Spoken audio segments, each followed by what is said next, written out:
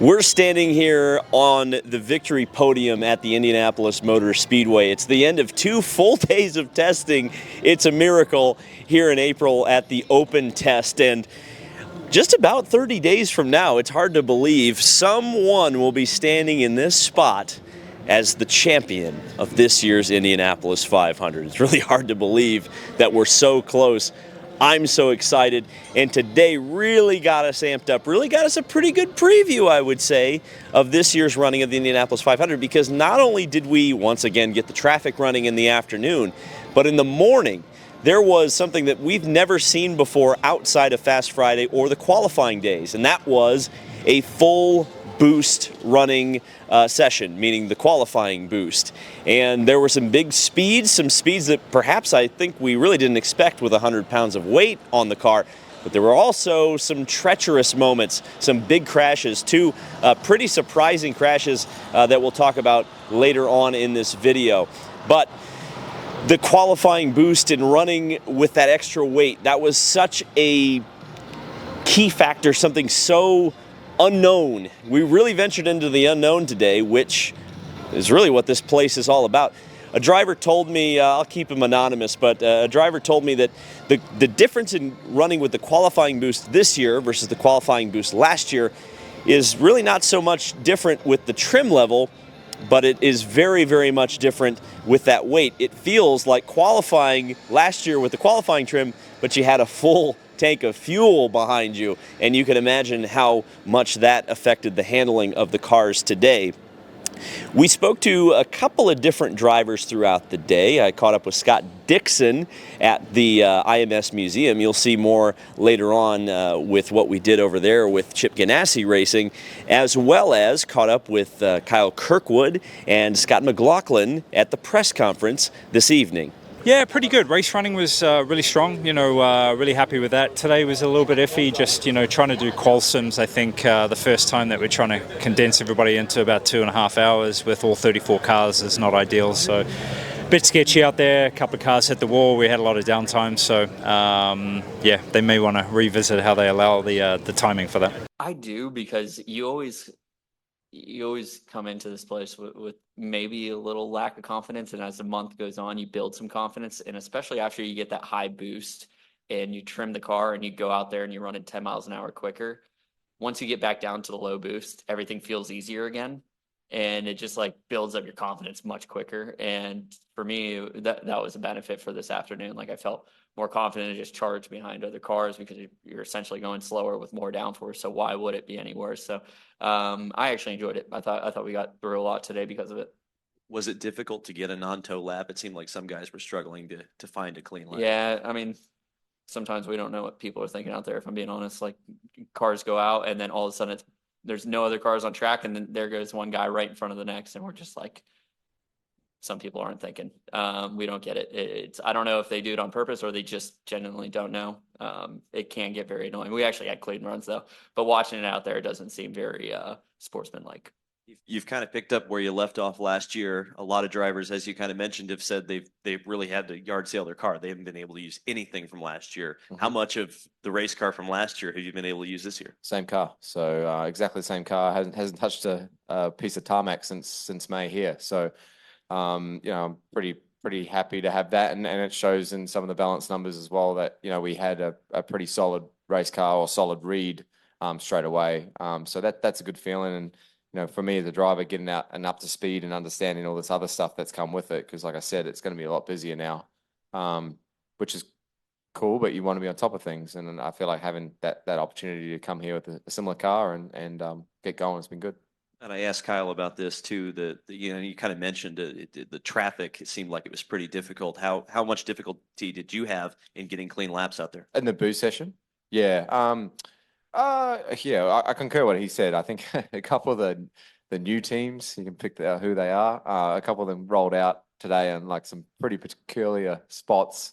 And I was like, oh, well, someone's not going to be happy with you. So it was interesting to watch. But, we had, actually one of those new teams pulled out in front of me too. So I was a little pissed. But, overall, you understand everyone's in the same boat. Everyone's trying to get laps and do whatever, and you can only be so sportsman-like to a point. You got to get going, and that's why I said once the time came down and the crashes happened, and there was only 40 or so minutes left to go, I knew it was going to be a bit of a crapshoot. So, yeah, but I thought we got enough done to look at it, come back. Definitely think I need to do more single lap qualifying stuff just to practice it. But it was a good initiation, and I think kudos to IndyCar for giving us that opportunity to run the high boost. Weird running it now, like super weird, but it was cool. And yes, of course, today was a bit of a treacherous day here at the Indianapolis Motor Speedway. 2 pretty sizable accidents over in turn 1, which is a turn that we really haven't seen a lot of crashes in recent years. I asked a lot of drivers, as you heard yesterday, about vehicle dynamics. It seems like maybe the vehicle dynamics have changed a little bit over last year. The first crash was one that reminded me quite a bit, ironically enough, of a crash that happened to Fernando Alonso here in 2019. Thankfully, not the same consequences for Kyle Larson, but it was Kyle Larson, the NASCAR champion, that got up into the wall, hit the outside wall in turn number 1, and got it into the outside wall in turn number 2. Thankfully, Kyle was able to walk away from this accident and actually kind of quipped afterwards. He was happy that he survived his first IndyCar crash. And the big one today was Takuma Sato, who spun in the middle of turn 1, backed it into the wall very, very heavily. And that was a car, unfortunately for Takuma. Thankfully, of course, he was okay, was able to get out of there with some bumps and bruises. But Takuma's car is one of the fastest, or I should perhaps say was one of the fastest here on the grounds. It very much isn't anymore. And the question, of course, is going to be, can Rahal get that car back to the speed that it showed before that accident by the time we get here to the month of May? Because, this morning when Takuma Sato put up a 232-mile-an-hour lap by himself, I was saying to myself, Takuma might be really, really, really a threat here to win his third Indianapolis 500. Obviously, the wall contact has put that into question pretty significantly. The question, of course, across the board was speed. How fast were we going to go? Were we going to break the 230-mile-an-hour barrier today with the qualifying boost? And the good news, I guess, today is that we saw pretty much ideal conditions for speed.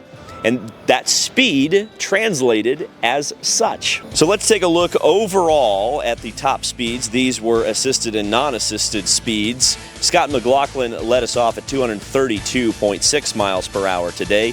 Takuma Sato without a tow at 232.5. Will Power in third for Team Penske at 232.2. Felix Rosenqvist at 232.1. He was fast yesterday. And Alex Palou at 231.8. But the super important bit of today, of course, is to wonder about qualifications, because this is such a rarity where we get a read on what might or might not happen in qualifying so very early. And these are the no-tow speeds. And what it means when you don't have a tow is you don't have aerodynamic assistance when you set this lap speed. So this is all your race car, all your engine, all your setup, all your driver. Takuma Sato, of course, as I mentioned, was the fastest in the no-tows at 232.5, but that car has got quite a few boo-boos on it right now. Kyle Kirkwood, as you heard from earlier, had a great day at 231.4. He's looked super strong. Scott McLaughlin, not quite as strong as his tow laps would indicate, but 230.2 for last year's pole sitter. Pretty good in third. Louis Foster in fourth position, still in that 230-mile-per-hour bracket. Good for the rookie, the fastest rookie in the field so far. Kiffin Simpson for Ganassi in P number 5. Then we go to the next page. It's Colton Herta, the last car in the 230-mile-an-hour range today.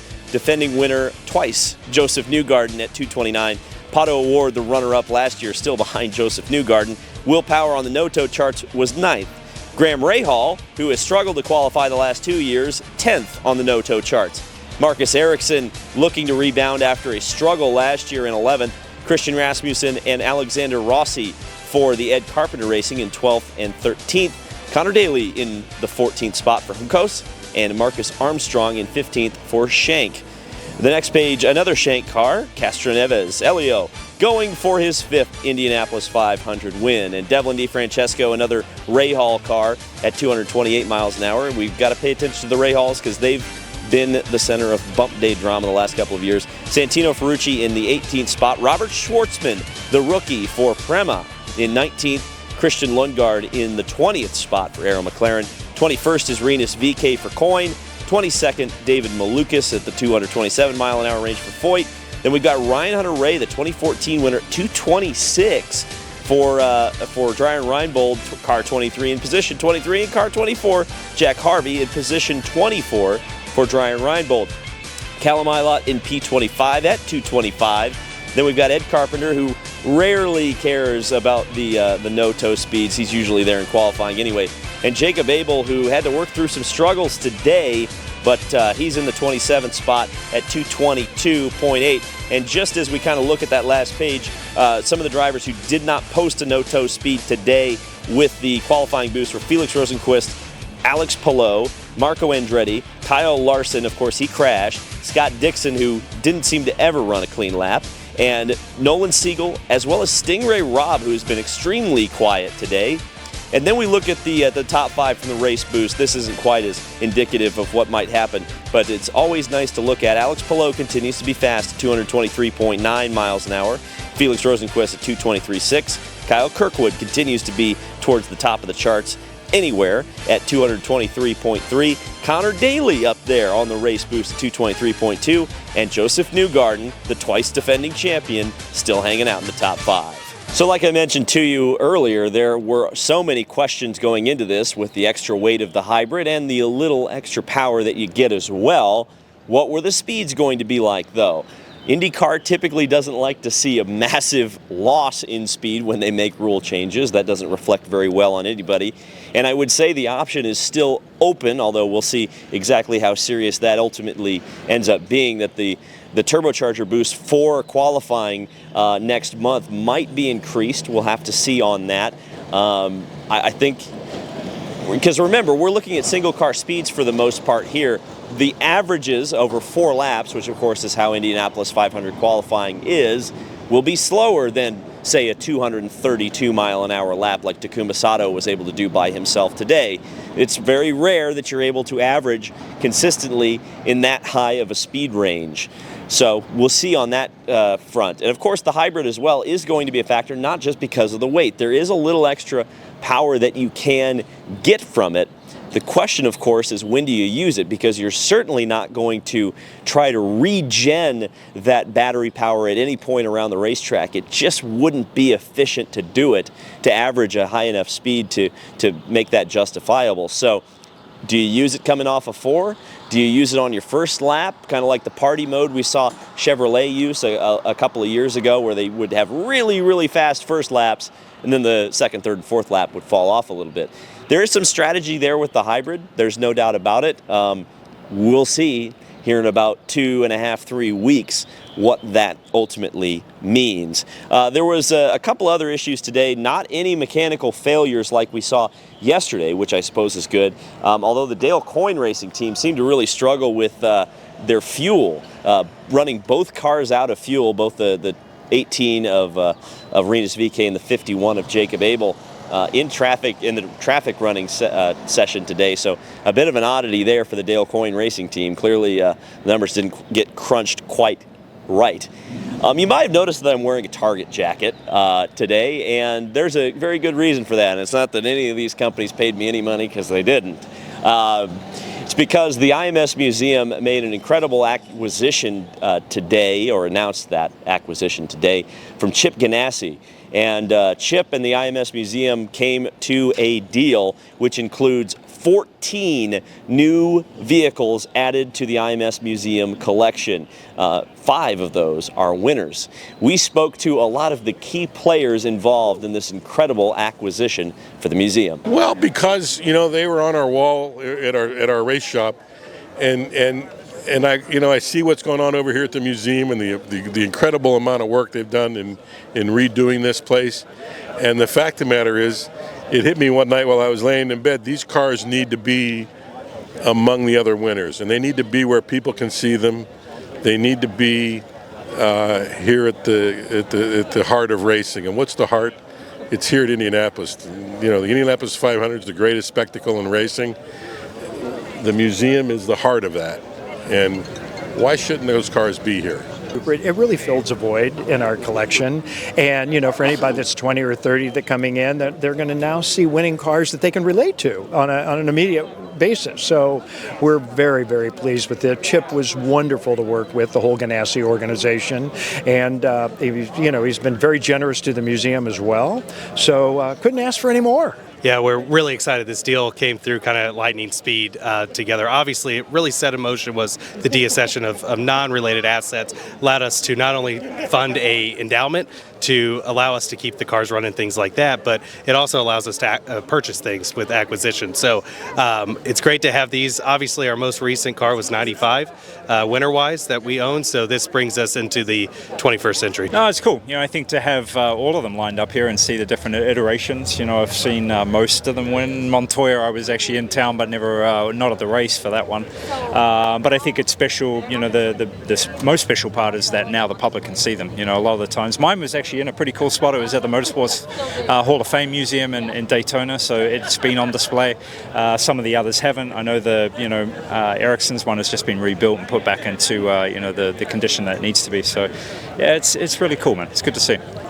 For me, it's really cool. I'm excited for the month of May because my wife, my daughters are coming over, and I can take them in the museum and show them the cars. They've seen them on the racks and in reception at the Chip Ganassi Racing before, but I think there's something special about the cars all being on display, whether that's their Uncle Scott's car, whether that's Monty's car, Marcus's car, my cars. I think now that to have these cars sort of released and being on display in the museum, I think it was a big thing for Chip to do. He loves these cars. It's part of his life, his history. But I think he realised it was time to just let more people see them, and so the fact that they're in this new uprated museum is pretty special. I know. Speaking of history, obviously you're a big Jim Clark guy, and it's not the winner, but there's a Jim Clark car in here. Is it going to be pretty neat to have your car alongside of one of his? Yeah, that's a lovely car, Jimmy's car, and it was Parnelli's car too. Parnelli bought it from Lotus and raced it afterwards, and the first time I sat in it was in Parnelli's workshop, and him and I just we gave us a tour, and him and I just walking around his facility when he had it all in California, and at the end he said, well, come on, let's go see the car you wanted to see all night. And he said, do you want to get in? And I sat there and we just talked, and he just shared Jim Clark stories for a long time, and that was a highlight. And but to see it in here, it's pretty cool. And of course, you might have gotten the hint. All 5 of the Chip Ganassi Racing winners since 2000 are in the museum now. That includes the 2000 winner, Juan Pablo Montoya, the 2008 winner with Scott Dixon. You obviously saw us talk to Scott, and the 2-time winning driver with Ganassi anyway, Dario Franchitti, 2010 and 2012. He won 2 with Ganassi, Kyle, and then he won the other one with Andretti. Come on, it's 3. I understand that. And of course Marcus Ericsson's 2022 winner, which is kind of a surprise because technically that car can still go. Well, I guess technically the 2012 car can still go, can it? There were also more than just 14 cars, or more of those 14 cars. Some notable ones is a 96 Reynard, actually driven in period by Greg Moore. So a Greg Moore rookie car going into the IMS Museum. The 98 Reynard, which was so dominant in the championship run of Alex Zanardi. A 2000 Lola, which won the US 500 with Juan Pablo Montoya. The last time we've seen the 500 milers swept by one driver, and he did it with not only one driver but 2 different series. And the 2012 Delta Wing concept as well going into the museum. So really, really cool stuff. Great acquisitions. So it's going to be kind of hard to gauge what the race is or is not going to look like. Looked pretty damn similar to me, I'm going to be honest, with the traffic running, or I guess the pack run. I hate to say it that way, but the pack running, the way we do it now here at the Speedway. Right now, it sure looks like it's going to be Penske versus Ganassi affiliated cars.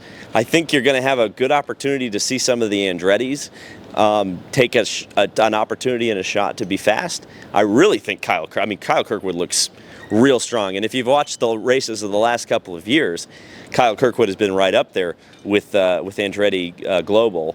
He really just hasn't had the luck to get it done, but he sounds extremely confident, as you guys heard in our post-practice press conference there. So could Kyle Kirkwood stand here in about 30 days and win the Indianapolis 500. I don't know. Is that a prediction? I'm also very curious, not that it was a major setback and Kyle Larson's cool as a cucumber, but I suppose we'll mention it because we're about 5 years away from the famous Alonso bump.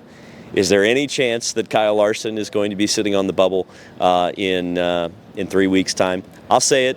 It's in the universe now. Sorry, everybody.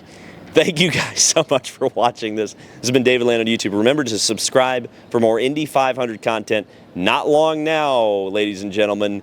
We're about to go racing. We'll see you soon.